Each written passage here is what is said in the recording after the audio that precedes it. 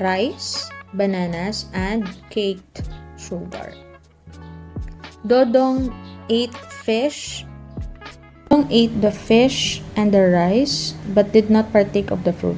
The bananas were overripe, and when one held them, they felt more fluid than solid.